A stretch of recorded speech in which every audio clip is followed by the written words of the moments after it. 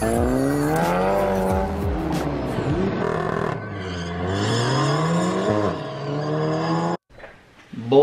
oh boy, do I have a story for you guys. So check this. Not too long ago, I was driving through a place called Fort Sumter, and going in and out of that place, it is a normal highway. You got 2 lanes on each side. But before you get in, or, you know, depending on which way you come, whatever, it goes down to single lane. So, you know, you got, you know, it's 1 lane on each side. And it was an open-wheeled trailer, or open-wheeled semi with a trailer with nothing on it. So, you know, you got wheels, you know, all types of wheels. I'm driving, it was day, it was clear as day. The day before, it had rained a bunch. And where we live here in New Mexico, they don't have a drainage system. Like, you know, most cities you go, you got drainage grates, the water goes in the drain, and it's gone. Well, here that doesn't happen.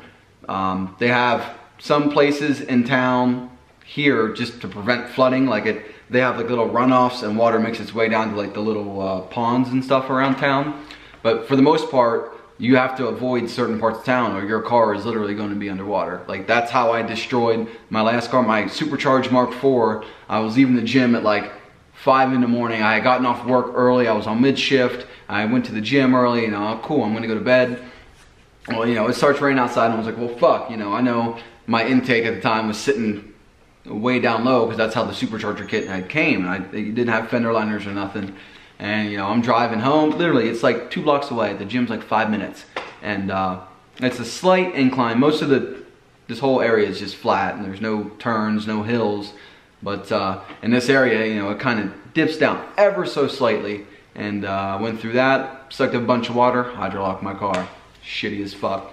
That's another story for another time. Anyway, so we're going through Fort Sumter, and all of a sudden I hear, but like, I'm like, what the fuck? I look up, I thought it started to hail. All of a sudden, you know, I got all these hits in my windshield that started cracking immediately. I was like, what the fuck? Of course, this semi is passing me, and I'm looking at the back of the truck, and I see the very last tire kick up this rock, and I'm watching it, and it comes literally straight for my eye. I jump, and it hits right where my A-pillar meets the glass. Well, I hit the glass where it meets the A-pillar out. I'm going to take the camera out and show you guys in a minute. But it totally fucked my glass. It hit my bumper in a bunch of places, my A-pillar, my fender, driver fender, my bumper. It even fucked the plastic, like the driver's side lower bumper. It has air inlets, and it somehow rocks got in there and broke the plastic. And then where my windshield meets the roof, there's a couple little spots there with missing paint. I wasn't really, like, I was pissed. I was more pissed about my windshield than anything, because I don't really plan on keeping this front end. Most of it will eventually get carbon fiber. Fenders at the very least. And I actually have a hood coming soon from a buddy that got hit by a drunk driver. If the car was parked, he was in bed. Everyone's okay. But the hood is kind of tacoed on the, I guess, the passenger side. So I'm gonna grab that from him. Insurance already fixed all that. So I'm gonna grab the hood from him and take it to like an apprentice somewhere around here, someone that'll take their time. I'm in no rush, and have them fix that hood up. Then I'm gonna cut a bunch of big holes in it and put some vents in it. That way I have a nice vented hood for track days. I'll probably just run it through the summer. I'll get it wrapped or something that looks decent, but that's, like I said, another story for another time on that one. But so the other day I'm at work. I was coming back to work from lunch, and the way I parked, the sun was hitting the cracks just right, and I was like, you know what, I need to call insurance. Like, I've been busy doing shit, so I was like, you know what, it's like I got a half hour, 45 minutes till we're out of work. I'm just gonna go out to the smoke pit and call USAA and see what they can do. Now, when I first got insurance on this car, I had a cracked windshield on my Mark IV as well. So when I got the insurance on this car, I specifically asked, hey,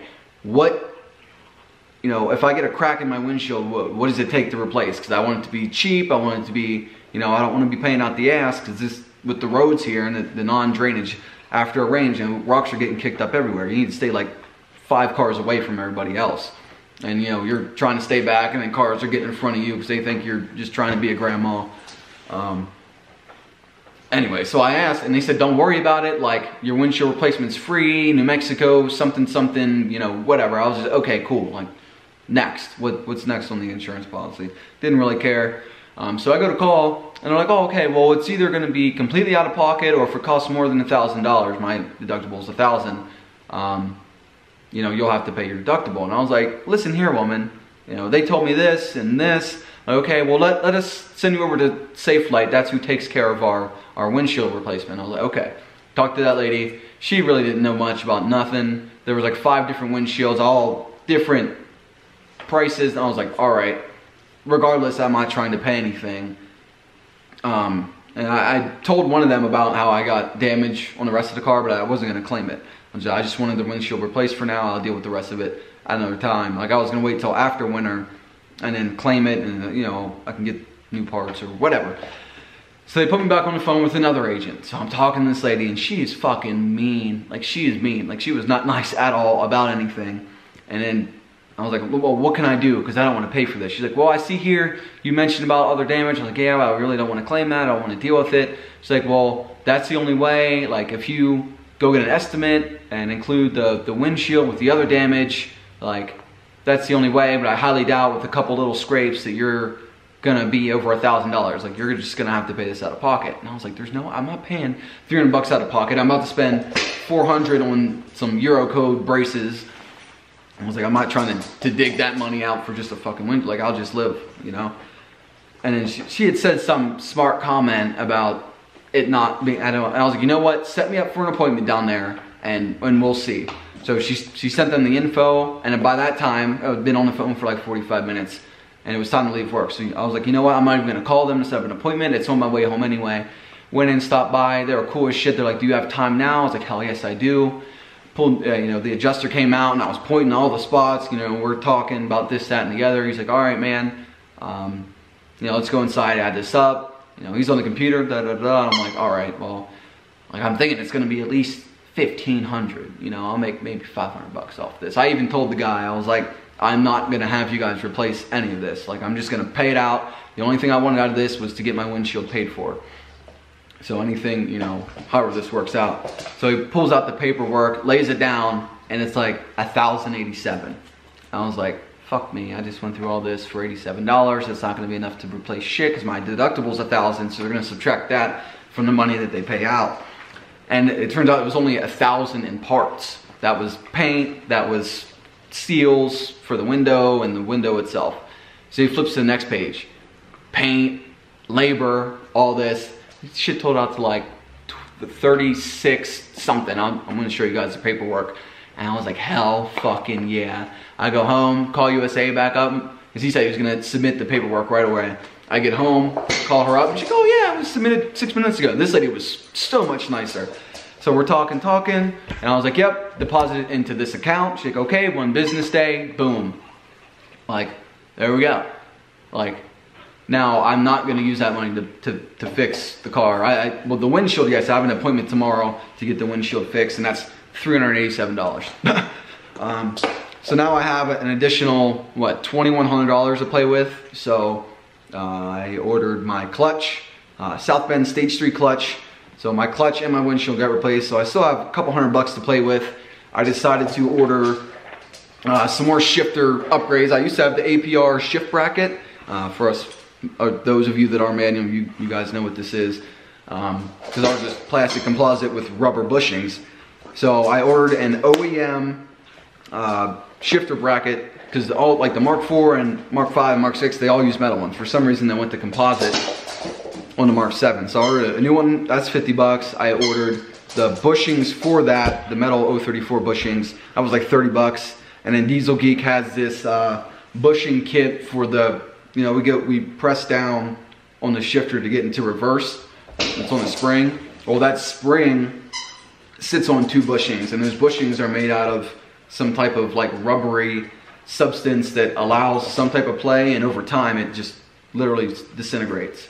So I got those bushings coming as well. I'm looking at ordering the Precision Raceworks 925cc injector kit, the MPI kit. I don't know exactly when I'm gonna order it. I shot them an email today.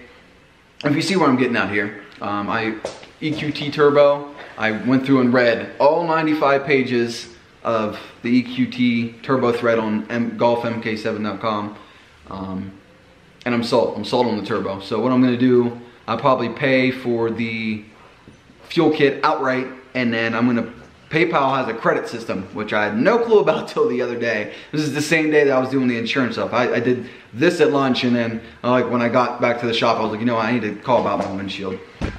So PayPal, it doesn't ping your credit. All they require is the last 4 of your social, your phone number, address, and a couple other things. Like if you already have a PayPal account, it's super easy. And then within, like, when the page refreshed, they approved me for $5,000 fucking dollars, and it's 0% interest for 6 months. After that, it's 25.99% on the original purchase price.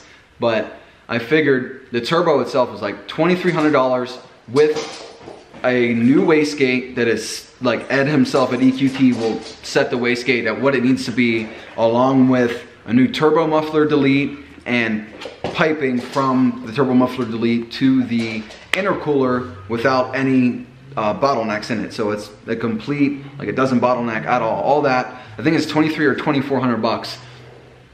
That's not bad at all. And you can also get a Cobb AP and a tune in with that price as well. But like my stock turbo with the wastegate, the IS38 with the wastegate, and my CTS piping and my racing line muffler delete, that all together is going to go for at least $1,000. I'll probably hook somebody up with it for like 800 bucks. So if one of you guys want a turbo here within the next month or so, you can PayPal me like 100 bucks. I'll hold it for you. And the day that I uninstall the turbo and the piping, I will send it out to you the next day.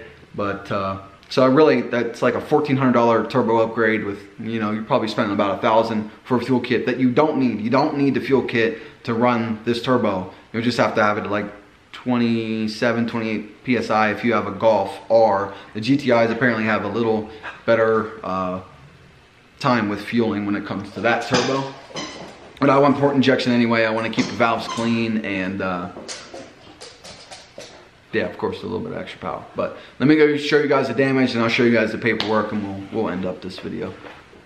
All right, guys, I'll show you the damage here. This is the one I was talking about where I jumped out of my seat. This was literally coming straight from my eye. I'm sorry the camera won't focus properly. It cracked to about right there right away, and then this has been the we got a crack, a nice spot there. Sorry because of the reflection. We got this one is really odd. You can see it's like de-lambing. We got those two right there, and they cracked a whole bunch, and then this line going across that as well. That's all the glass damage. See up here, you can see a couple white spots where it hit. We got a couple on the A-pillar there, a nice gouge there, and then my hood here. There's a couple spots there. There's that spot. There's that dent. There's that dent. There's that little dent. And my bumper in general is just kind of fucked with paint chips. But then in here, somehow, broke that as well. So I got touch-up paint coming for there above the windshield and the A-pillar. But the stuff on the hood and the fenders and stuff, I'm not really going to deal with. Maybe if the process is easy, you know, doing a little paint stick bullshit, I'll go ahead and do those just so it doesn't get any corrosion. But like I said, I plan on getting a different hood, different fenders, probably even a different bumper down the road, or at least the bumper's going to get chopped up or something of that matter. Because when I go next year and go crazy with all the aero and all that, a lot of this stuff's gonna get chopped up. And then as much as I drive this car, I mean, I got 54,000, almost 55,000 on the car, and it's gonna turn into basically a track only car after I finally get deployed with the new job. I can't really say how much I'm gonna make, but it's gonna about as much I make in a year stateside as what I'll make on a deployment easy.